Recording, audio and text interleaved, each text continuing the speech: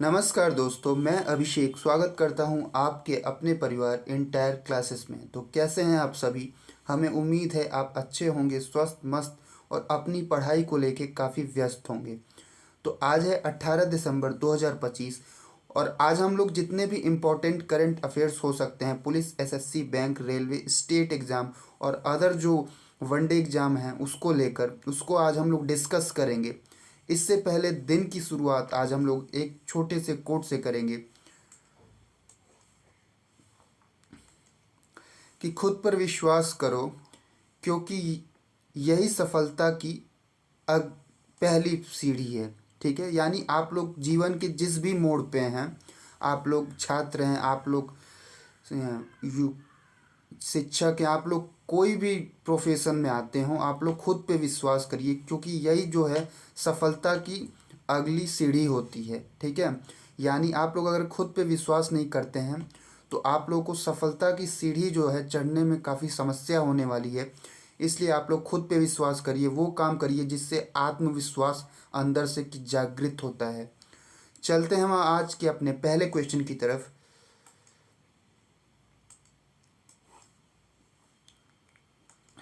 आज का पहला क्वेश्चन है, विजय दिवस कब मनाया गया। पहला ऑप्शन है 14 दिसंबर, दूसरा ऑप्शन है 15 दिसंबर, तीसरा ऑप्शन है 16 दिसंबर, चौथा ऑप्शन है 17 दिसंबर। तो इसका राइट आंसर क्या होगा आप लोग बताइए। तो इसका राइट आंसर होगा 16 दिसंबर, यानी कि प्रत्येक वर्ष 16 दिसंबर को हम लोग विजय दिवस मनाते हैं। ठीक है, अब ये विजय दिवस क्यों मनाया जाता है इसके बारे में हम लोग थोड़ा सा जानेंगे कि हर वर्ष 16 दिसंबर को मनाया जाने वाला विजय दिवस भारत की सैन्य और कूटनीतिक उपलब्धि का प्रतीक है। यह दिन 1971 के भारत पाकिस्तान युद्ध में पाकिस्तान पर भारत की निर्णायक जीत और बांग्लादेश के स्वतंत्र राष्ट्र के रूप में उदय को याद करने के लिए समर्पित किया जाता है। यानी कि विजय दिवस हम लोग इसलिए मनाए जाते हैं क्योंकि इसी दिन 1971 में, ठीक है, भारत पाकिस्तान वॉर हुआ था और इसी दिन के तहत बांग्लादेश जो था एक स्वतंत्र राष्ट्र के रूप में बन के उभरा था। बांग्लादेश का संविधान 4 नवंबर 1972 को अपनाया गया और यह 16 दिसंबर 1972 को लागू हुआ बांग्लादेश का संविधान। ठीक है, आप लोग कमेंट बॉक्स में ये आंसर बताइएगा कि हमारा जो संविधान था वो कब अपनाया गया था और कब लागू हुआ था। 17 दिसंबर को मुख्य रूप से राइट ब्रदर्स दिवस भी मनाया जाता है।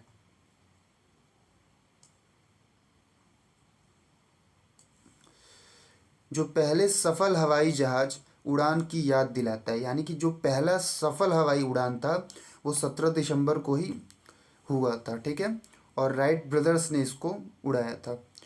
और भारत में पेंशनर्स दिवस भी मनाया जाता है 17 दिसंबर को, जो सेवानिवृत्त नागरिकों को सम्मान देने के लिए होता है। इसके अलावा यह दिन राष्ट्रीय अभी कहो दिवस के रूप में भी मनाया जाता है, जो प्रियजनों के प्रति आभार व्यक्त करने का दिन है। ये 16 दिसंबर का भी हो गया, 17 दिसंबर का हो गया, क्योंकि 16 दिसंबर को हम लोग की जो वीडियो थी करंट अफेयर्स की वो नहीं आ पाई थी कुछ कारणवश, तो इसलिए आज हम लोग दोनों दिन का मिक्स करके आप लोग को पूरा जो कंटेंट है वो दे रहे हैं। चलते हैं हम अपने नेक्स्ट क्वेश्चन की तरफ। नेक्स्ट क्वेश्चन होगा हम लोग का, हाल ही में कहाँ ग्राम उत्सव में बाइसन हॉर्न मारिया नृत्य का प्रदर्शन किया गया। पहला ऑप्शन है बस्तर, दूसरा ऑप्शन है बीजापुर, तीसरा ऑप्शन है दंतेवाड़ा, चौथा ऑप्शन है उपरोक्त सभी। तो इसका राइट आंसर क्या होगा। तो इसका राइट आंसर होगा बस्तर, यानी कि बस्तर में अभी बाइसन हॉर्न मारिया नृत्य का प्रदर्शन किया गया। बस्तर कहाँ पे है, छत्तीसगढ़ में है। और ये जितने भी ऑप्शन में देख रहे हैं जगह, बस्तर, बीजापुर, दंतेवाड़ा, ये सभी छत्तीसगढ़ के नक्सलवादी प्रभावित क्षेत्र हैं, छत्तीसगढ़।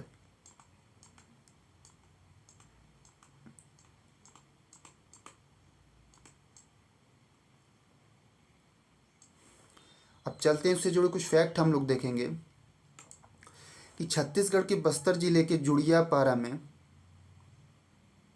एक ग्राम उत्सव के दौरान बाइसन हॉर्न मारिया नृत्य का प्रदर्शन किया गया।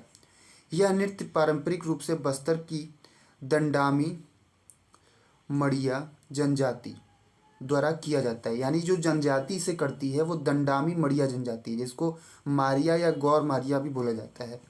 ग्राम उत्सवों और महत्वपूर्ण सामुदायिक अवसरों पर पुरुष और महिलाएं दोनों इस नृत्य में भाग लेते हैं। देख रहे हैं, ये यही नृत्य है जिसमें पुरुष और महिलाएं एक साथ भाग लेते हैं।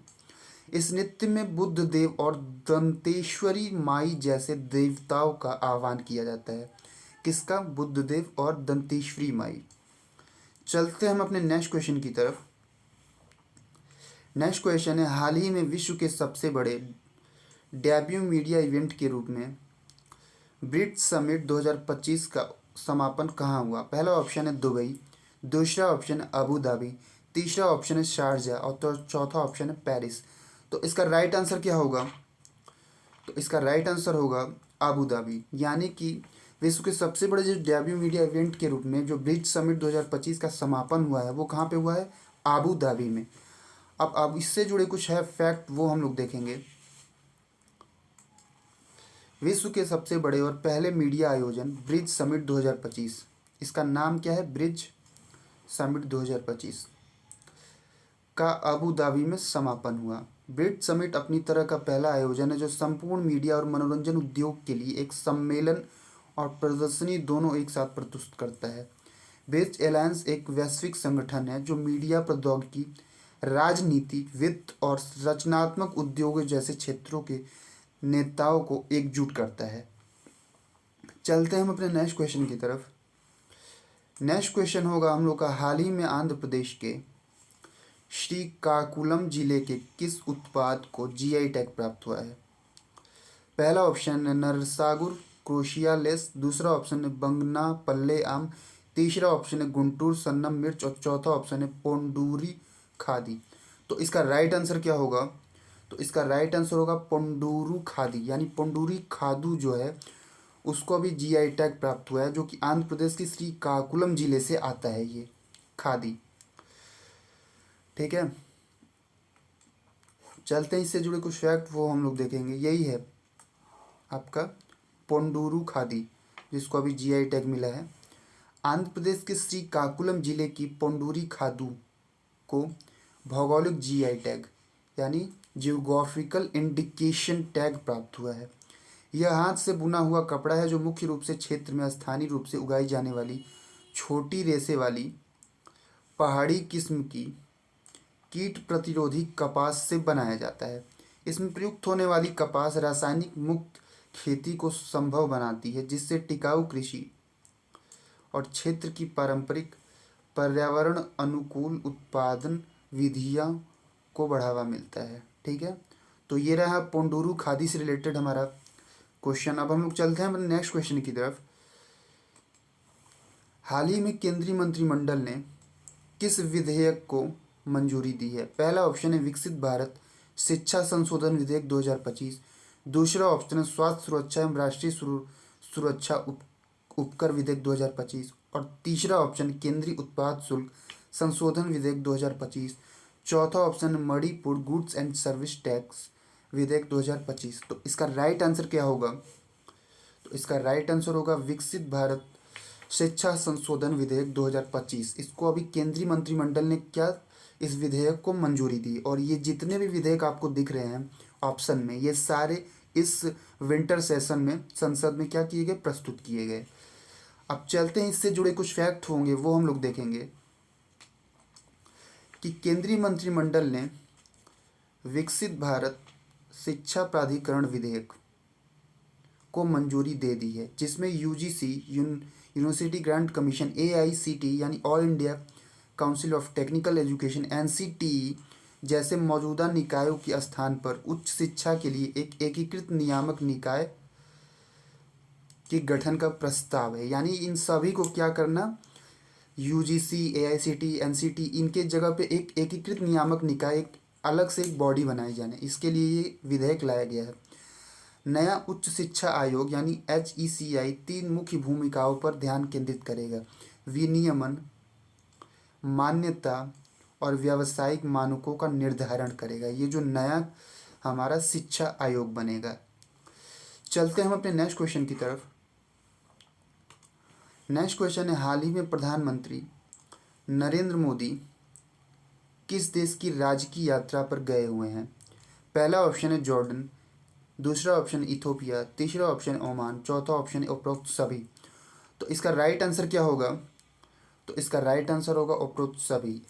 यानी कि अभी हमारे जो मोदी जी हैं अभी 3 देशों की यात्रा पे हैं, जॉर्डन, इथोपिया, ओमान। ठीक है। अब जॉर्डन की राजधानी अगर देखा जाए तो एशियन कंट्री है जॉर्डन, और इसकी राजधानी होगी अम्मान।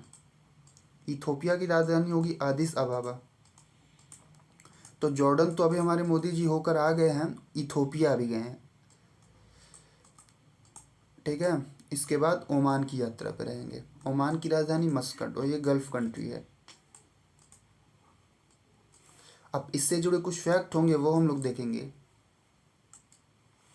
15 दिसंबर 2025 को प्रधानमंत्री जॉर्डन के अम्मान पहुंचे, जहां जॉर्डन के प्रधानमंत्री डॉक्टर जफर हसन ने उनका गर्मजोशी से विधिवत औपचारिक समारोह में स्वागत किया, जो दोनों देशों के बीच मजबूत संबंध को दिखाता है।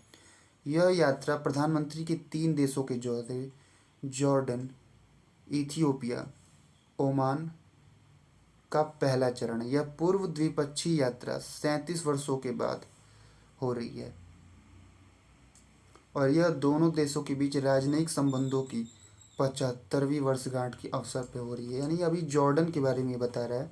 अभी जैसे जैसे आगे डिटेल आता जाएगा हम लोग आप लोग को अपडेट करते जाएंगे। चलते हैं अपने नेक्स्ट क्वेश्चन की तरफ।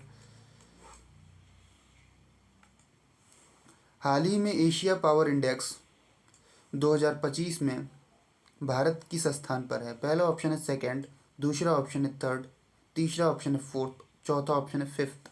तो इसका राइट आंसर क्या होगा? तो इसका राइट आंसर होगा थर्ड। यानी कि एशिया पावर इंडेक्स 2025 में भारत तीसरे स्थान पे है।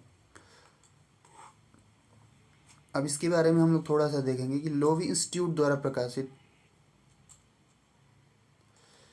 एशिया पावर इंडेक्स यानी एपीआई 2025 इंडो पैसिफिक क्षेत्र के देशों द्वारा अपने बाह्य परिवेश को प्रभावी ढंग से प्रभावित करने की क्षमता का आकलन करता है।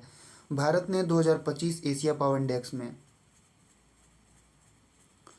100 में से 40 अंक प्राप्त करके कुल मिलाकर तीसरा स्थान हासिल किया है। भारत ने पहली बार 40 अंकों का आंकड़ा पार किया और आधिकारिक तौर पर एशिया में एक प्रमुख शक्ति का दर्जा प्राप्त किया है। भारत ने कौन से इंडेक्स में? एशिया पावर इंडेक्स में। चलते हैं हम अपने नेक्स्ट क्वेश्चन की तरफ।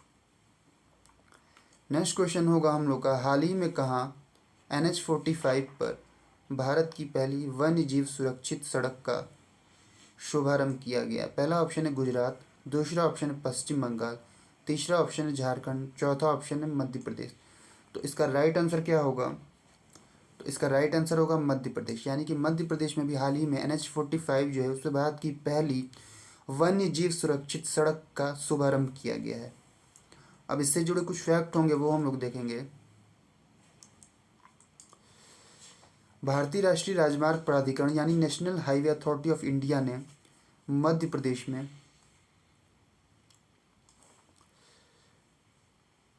NH45 के एक हिस्से पर भारत की पहली वन्य जीव सुरक्षित सड़क का शुभारंभ किया।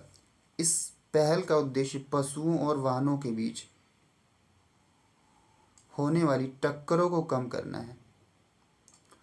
यह वन्यजीव सुरक्षित सड़क NH45 को 11 किलोमीटर लंबे हिरन सिंदूर खंड पर स्थित है, जो भोपाल और जबलपुर को जोड़ता है। इस राजमार्ग परियोजना को 122 करोड़ रुपए की लागत से विकसित किया गया है। इसकी लागत जो है 122 करोड़ है। ठीक है। और इसकी जो टोटल लेंथ देखी जाए तो 11.96 किलोमीटर है। हिरन सिंदूर खंड पर स्थित है, और ये हिरन सिंदूर खंड जो है भोपाल और जबलपुर को जोड़ता है। चलते हैं हम अपने नेक्स्ट क्वेश्चन की तरफ।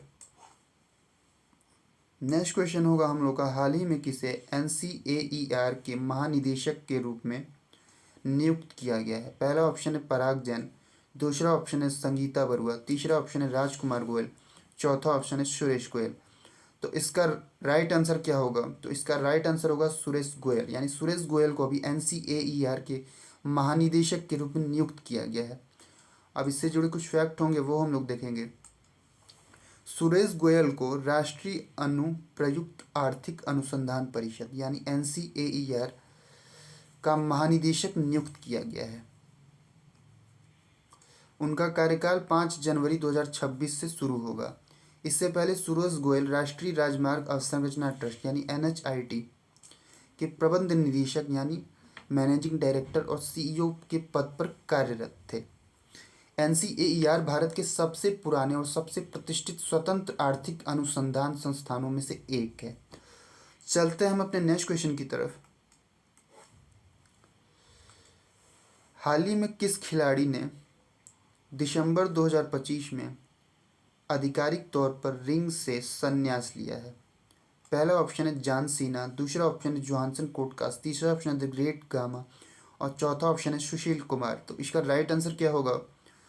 तो इसका राइट आंसर होगा जॉन सीना, यानी कि जॉन सीना ने दिसंबर 2025 में आधिकारिक तौर से रिंग से संन्यास लेने की घोषणा की है। यानी कि बॉक्सिंग से रिलेटेड क्या है, प्लेयर्स हैं। अब इससे जुड़े कुछ फैक्ट होंगे वो हम लोग देखेंगे कि जॉन सीना ने दिसंबर 2025 में आधिकारिक तौर पर रिंग से संन्यास ले लिया, जिससे पेशेवर कुश्ती के एक युग का अंत हो गया। अपने आखिरी मैच में सीना का, ये कुश्ती से रिलेटेड खिलाड़ी हैं, अपने आखिरी मैच में सीना का सामना विश्व हैवीवेट चैंपियन गुंथर से हुआ। वो भी सब मिशन से हार गए, जो WWE इतिहास में उनका पहला टैप आउट था। सीना 17 बार के विश्व चैंपियन हैं।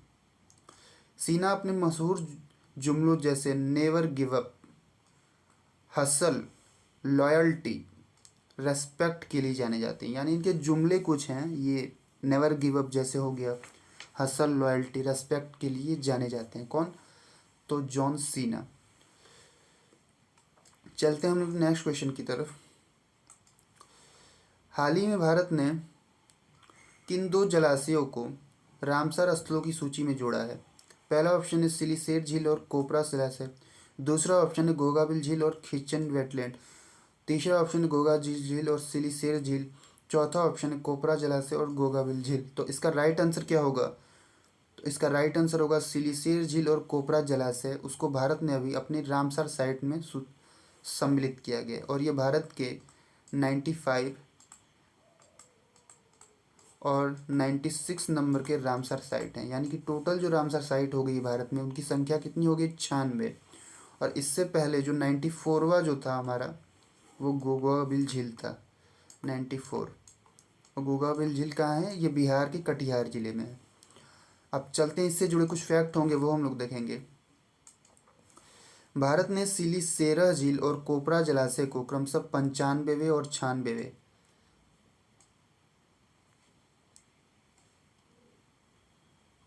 रामसर स्थल के रूप में नामित किया है, जिससे देश में रामसर स्थलों की कुल संख्या 96 हो गई है। सिलीसेरा झील एक मानव निर्मित अलोड़ी जल की झील है, जिसका निर्माण 1845 में अलवर के महाराजा विनय सिंह ने अलवर शहर की पेयजल आवश्यकताओं की पूर्ति करने हेतु करवाया था। यानी कि जो सिलीसेरा झील है वो अलवर में है। बिलासपुर के पास स्थित कोपरा जलाशय छत्तीसगढ़ का पहला रामसर स्थल है और ये क्वेश्चन हमने आपको पहले करवा भी दिया है। कोपरा जलाशय छत्तीसगढ़ का पहला रामसर स्थल है। चलते हैं हम अपने नेक्स्ट क्वेश्चन की तरफ। नेक्स्ट क्वेश्चन होगा हम लोग का, हाल ही में भारत की किस संस्थान ने ध्रुव 64 स्वदेशी माइक्रो प्रोसेसर लॉन्च किया है? पहला ऑप्शन है टाटा, दूसरा ऑप्शन है IIT मद्रास, तीसरा ऑप्शन है IISc बेंगलुरु, चौथा ऑप्शन है CDAC। तो इसका राइट आंसर क्या होगा? तो इसका राइट आंसर होगा CDAC। यानी कि CDAC ने अभी भारत का पहला, ठीक है, स्वदेशी माइक्रो प्रोसेसर लॉन्च किया, जिसका नाम है ध्रुव 64। अब इसका कुछ फैक्ट होगा वो हम लोग देखेंगे। ये है माइक्रो प्रोसेसर ध्रुव 64। भारत ने अर्धचालक प्रौद्योगिकी में आत्मनिर्भरता को मजबूत करते हुए सामान्य प्रयोजन वाले माइक्रो प्रोसेसर ध्रुव 64 का शुभारंभ किया है। इसका विकास भारत सरकार के माइक्रो प्रोसेसर विकास कार्यक्रम यानी MDP micro processor development programme के अंतर्गत सीडैक द्वारा किया गया है। आर्किटेक्चर 64 बिट का है, ये ड्यूल कोर है और क्लास स्पीड इसकी 1.0 गीगाहर्ट्ज़ है। यह प्रोसेसर पूर्णतः स्वदेशी है, जिसका संपूर्ण डिजाइन और विकास भारत में ही किया गया है। ठीक है, तो ये ध्रुव 64 प्रोसेसर के बारे में हम लोगों ने देखा। अब हम लोग चलते हैं अपने नेक्स्ट क्वेश्चन की तरफ। नेक्स्ट क्वेश्चन है हम लोग का 2032 तक भारत का अगला पीढ़ी का अंटार्कटिक अनुसंधान केंद्र का नाम क्या होगा।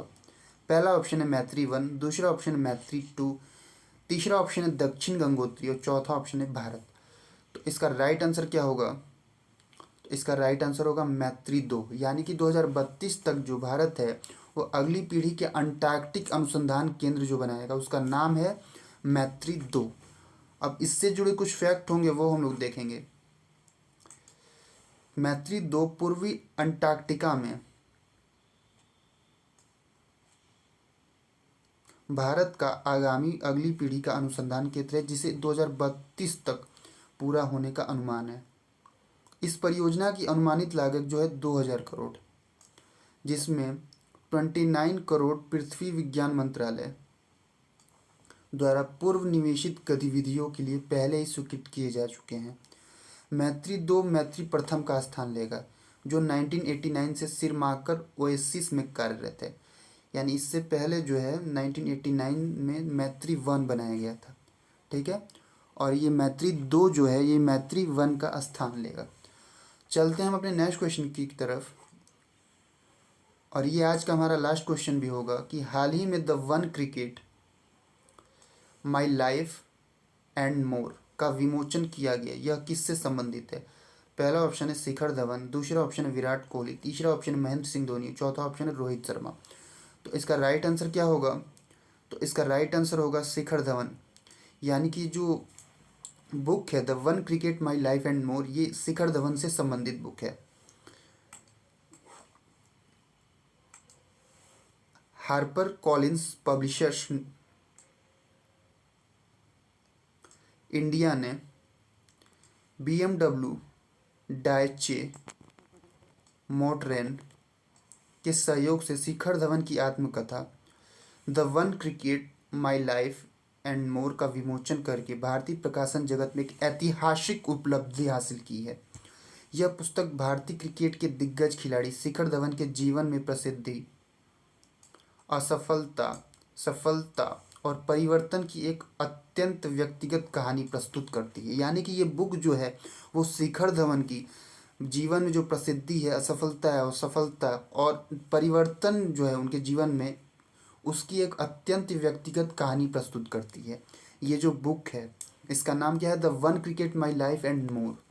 तो ये रहा आज का हमारा करंट अफेयर्स। अगर इसकी आपको PDF चाहिए तो आप हमारे टेलीग्राम चैनल से जाके डाउनलोड कर सकते हैं, जिसका लिंक हमारे डिस्क्रिप्शन बॉक्स में उपलब्ध है।